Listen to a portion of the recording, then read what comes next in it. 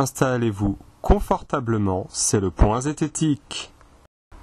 Salut à toutes et à tous, c'est Stéphane des échanges Savosnar, j'espère que vous avez la patate. Alors aujourd'hui, épisode sensible, encore et pas très drôle, car on va parler des écoles Steiner et plus généralement d'anthroposophie.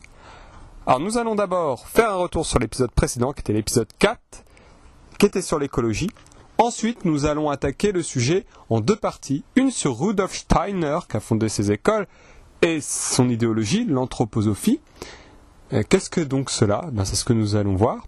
Et de l'autre, une autre partie sur les écoles en elles-mêmes, Steiner-Waldorf. Et vous allez voir que c'est un sujet qui tient à cœur à plusieurs zététiciens, à de nombreux titres. Alors, il y a un objet que vous pouvez voir à certains moments devant moi, c'est mon dictaphone, parce que la superbe caméra de l'association n'enregistre pas le son, tout simplement. Alors, le retour sur l'épisode précédent. Là, je vais parler à titre personnel, mais j'ai une fibre écologiste depuis longtemps. Pourtant, beaucoup de militants qui se réclament de l'écologie m'énervent. Alors, pourquoi ? C'est à cause du conspirationnisme écologique, évidemment. C'est sur ça que portait l'épisode de la dernière fois. Alors par exemple, je sais que le dérèglement climatique est un consensus scientifique. Je suis donc pour une sortie des énergies carbonées en augmentant la part des énergies renouvelables. Après, je ne pense pas qu'on arrivera facilement à 100% de renouvelables, mais bon, ce n'est pas le sujet de la vidéo. D'ailleurs, j'en ai parlé dans la vidéo sur Tropico 5. Alors je suis pour aussi le développement des transports publics, etc. Mais bon, quand les écolos militent contre le glyphosate, un des herbicides qui est le moins toxique sur le marché, mais qui disent que la bouillie bordelaise, ça va, c'est même autorisant une agriculture bio, je me tire les cheveux. C'est quoi la bouillie bordelaise ? C'est constitué entre autres de sulfate de cuivre, composé qui fait beaucoup de dégâts dans les sols. Ça tue les micro-organismes dans les sols, ce n'est pas très écolo comme truc. Et puis c'est pas très simple pour la santé non plus. Après, il y a certains agriculteurs qui ont le label bio, qui font du bon travail. Car certains ont de bonnes idées, comme varier les cultures et faire de plus petites parcelles. Conclusion, l'écologie est une bonne cause, et elle ne nous autorise pas à dire n'importe quoi pour la défendre. Ça, c'était pour la vidéo de la dernière fois. Et d'ailleurs, il y a un lien entre pseudo-écologie et anthroposophie. C'est bien sûr la biodynamie, la pseudo-science dont j'avais parlé, défendue par Pierre Rabhi. Sa pensée est anthroposophique à Pierre Rabhi, et ça nous fait une magnifique transition vers la suite. Partie 2. Rudolf Steiner et l'anthroposophie. Alors, qui est Rudolf Steiner ? C'est un philosophe occultiste né dans l'Empire d'Autriche-Hongrie en 1864 et mort en Suisse en 1925. Il a fondé l'anthroposophie. Alors, c'est une sorte de religion qui promeut à la fois le Christ et le karma, entre autres, et donc on a un mélange de plusieurs religions dans la pensée anthroposophique. Chose importante, Steiner vient de l'extrême droite pan-germaniste, c'est-à-dire qu'il croyait que la civilisation allemande, et plus largement germaniste, était supérieure, et qu'il fallait réunir les Allemands dans une grande nation. Allemands au sens large, ça veut dire les Allemands d'Allemagne, mais aussi les Autrichiens, les minorités de Bohême-Moravie à l'époque, voilà. Et donc, ça ne vous rappelle rien tout ça ? Eh ben oui, c'est une chose importante, Steiner était raciste, et pas qu'un peu. Ça, on va le voir, il avait une philosophie profondément raciste. Alors, je vous avais mis un schéma à propos de Rabhi de Steiner la dernière fois, qui pensait que les Noirs avaient une vie instinctive parce que le cerveau était vers l'arrière, soi-disant. Les jaunes, une vie émotive parce que le cerveau était central, et les blancs, une vie pensée parce que le cerveau vers l'avant, s'il vous plaît. Évidemment, c'est totalement faux. Les formes des crânes des humains n'influent pas sur leur manière de raisonner et de penser.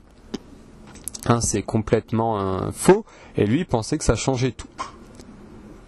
Alors, évidemment, la pensée de Steiner, elle est liée à son époque et à l'extrême droite pan-germaniste, qui sera quand même à l'origine des partis nazis en Allemagne et en Autriche.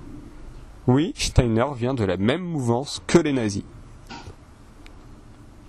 Alors Steiner voulait que l'anthroposophie occupe tous les champs de la société. L'agriculture, on l'a vu, avec la biodynamie. La banque, le milieu de la finance, avec la NEF, N-E-F, par exemple. La santé, avec la pseudomédecine appelée médecine anthroposophique, dont le fer de lance à la société suisse est Velleda, avec un W, on ne parle pas des feutres. Ils font aussi des cosmétiques, Velleda. Alors voilà ce qu'on trouve sur Wikipédia en tapant médecine anthroposophique. Ça ne prend pas longtemps, il suffit d'aller sur Wikipédia. La médecine anthroposophique dit prendre en compte les bases scientifiques de la médecine conventionnelle et proposerait de les compléter par une étude des forces éthériques et du plan suprasensible jouxtant le plan matériel et se rapprocherait ainsi des disciplines occultes telles que l'alchimie et l'astrologie ou de courants religieux tels que la théosophie dont l'anthroposophie résulte directement. La médecine anthroposophique repose sur la croyance que la maladie est message divin lié au karma et à la réincarnation. La non-acceptation de la vaccination par l'anthroposophie pour des motifs liés à la croyance et en des réincarnations karmiques est mentionnée dans de nombreux rapports d'enquête dans plusieurs pays. Yves Casgrain note lui que dans l'anthroposophie, les vaccins sont mal perçus car ils retarderaient la dette karmique. Donc on voit qu'en plus ils citent leurs sources, Wikipédia, il y a du lourd sur la médecine anthroposophique et on voit que c'est de l'ésotérisme et qu'il s'agit bien d'une pseudomédecine. Et donc, après la pseudomédecine, la pseudo-agriculture, les banques, et bien sûr il y a les écoles Steiner-Waldorf, et sur lesquelles on va se pencher plus dans les détails dans la troisième partie. Partie 3. Les écoles en elles-mêmes, Steiner-Waldorf. Alors, à cause des bruits dans la rue, je suis obligé de faire les parties séparément, c'est pour ça que je fais des signes à la caméra pour synchroniser l'image et le son. Donc, en plus d'avoir fondé une pseudomédecine, donc je disais, une agriculture alternative, Steiner est à l'origine de ces écoles. Alors, quand on sait que ça vient de l'extrême droite pan-germaniste, on n'est pas rassuré, mais bon, maintenant ils veulent que ça se porte partout dans le monde, donc extrême droite pan-germaniste, ils oublient un peu. Alors ce sont des écoles privées hors contrat, bien souvent évidemment, c'est-à-dire qu'ils ne font pas le programme, ils sont pas obligés de faire le programme officiel de l'éducation nationale, contrairement au public et au privé sous contrat. Mais selon les règlements européens, il y a un socle de compétences. Les compétences pour l'Europe, c'est les connaissances, les capacités et les attitudes, qui doit être acquis, ce socle, au plus tard à l'âge de 16 ans. Dans ce cadre, les inspecteurs de l'éducation nationale ont le droit de se rendre dans des établissements hors contrat pour vérifier le socle, entre autres choses. C'est ce qu'a fait l'inspection de l'Académie de Versailles, et donc ils ont vérifié des écoles confessionnelles, musulmanes et catholiques, et des écoles Montessori et Steiner-Waldorf, et ce n'est pas bon du tout. Alors pour les écoles catholiques, je ne suis pas trop surpris. Pourquoi ? Parce qu'on a vu un prof de SVT d'un de ces établissements qui a été débunké par Asser Mandax de la Tronche-en-Biais sur la théorie de l'évolution. C'est le tronche de fake numéro 1. Il y a deux, un 1.1 et un 1.2, et c'est très intéressant. Ça nous aide à comprendre la théorie de l'évolution. Et parce que ce prof de SVT, s'il vous plaît, n'a pas compris la théorie de l'évolution, ce qui est embêtant. Donc créationniste, censure des cours sur la reproduction, de nombreuses écoles privées hors contrat déconnent, et les écoles Steiner en font partie, il n'y a pas que les écoles catholiques. Donc, je tiens à remercier particulièrement Gaël Buisson pour son aide précieuse et ses apports, parce que maintenant je fais relire mes vidéos, il faut savoir, aux groupes zététiques, donc ça rallonge un peu le temps d'écriture et de sortie, mais ça permet de dire moins de bêtises, et notamment là ça a eu comme effet d'ajouter des informations sur les écoles Steiner, c'est super. Donc toute la pédagogie de Steiner est basée sur la conception spirituelle de l'évolution de l'enfant, que Steiner connaît grâce à ses voyages astro. C'est lui qui le dit. Pour Steiner, ce n'est pas une théorie, mais une révélation divine, s'il vous plaît. Le corps éthéré s'incarne vers 7 ans, le corps astral vers 14 ans. Steiner considère qu'avant la puberté, l'enfant n'a pas vraiment d'âme et ne peut pas s'en saisir la pensée rationnelle. Donc tout l'enseignement avant cet âge doit être basé sur l'imitation, la mémoire, l'imagination. D'ailleurs, toute la pédagogie Steiner est conçue pour développer la spiritualité et limiter la rationalité.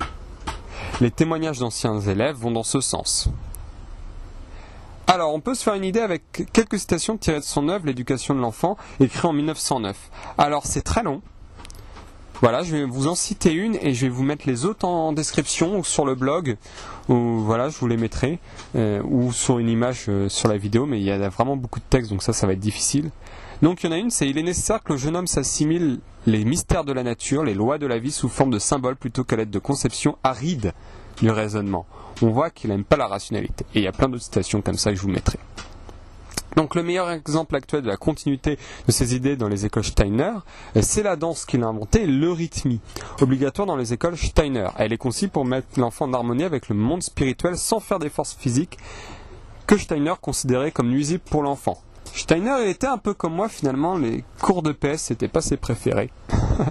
Bon, elle est évidemment aussi pratiquée dans l'école du domaine des possibles de Françoise Nissen, dont le directeur pédagogique, Henri Dahan, est un anthroposophe pur jus. Donc on voit qu'il y a des écoles qui portent d'autres noms, mais qui se revendiquent aussi, qui viennent de l'anthroposophie. Et d'ailleurs, Henri Dahan, il a menti sous serment, et d'ailleurs les secrétaires généraux de la Fédération des écoles Steiner-Waldorf, donc c'est lié, il a démenti sous serment en disant qu'il n'était pas lié à l'anthroposophie. En 2013, il a fait ça, et il a été obligé de se reprendre et de dire non seulement qu'il venait de l'anthroposophie, mais en plus qu'elle était au fondement de la pédagogie Steiner. Ce qui change tout. Et, pour finir, ou presque, on va parler de gnomes. Parce que selon Steiner, c'est toujours grâce à Gaël Buisson que j'ai ça.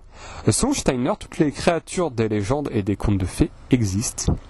Il a longuement détaillé dans plusieurs conférences les caractéristiques des gnomes, dont le roi s'appelle Kshiti, si je prononce bien. Aussi bien les gnomes terriens que ceux qui vivent sur la Lune, évidemment. Or, les témoignages confirment que les gnomes aujourd'hui sont encore très présents dans beaucoup d'écoles Steiner, parfois sous forme de peluches dans les classes ou lors des kermesses.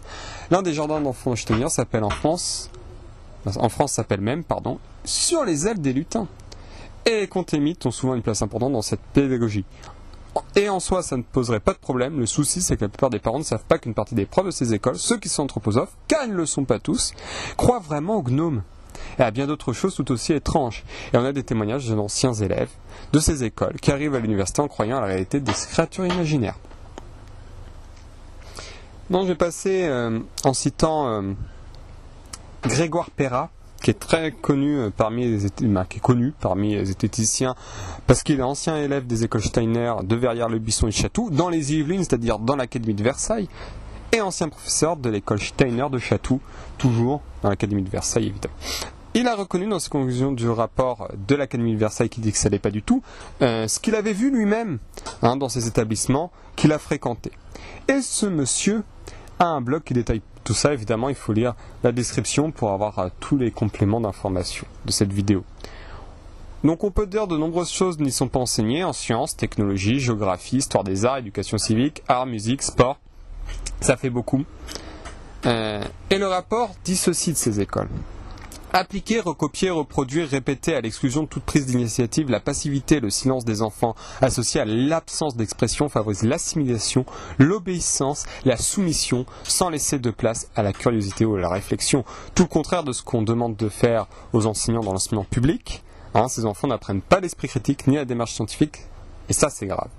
Dans les écoles Steiner, un enfant peut avoir 8 ans, pendant 8 ans, le même professeur qui devient en quelque sorte un maître à penser.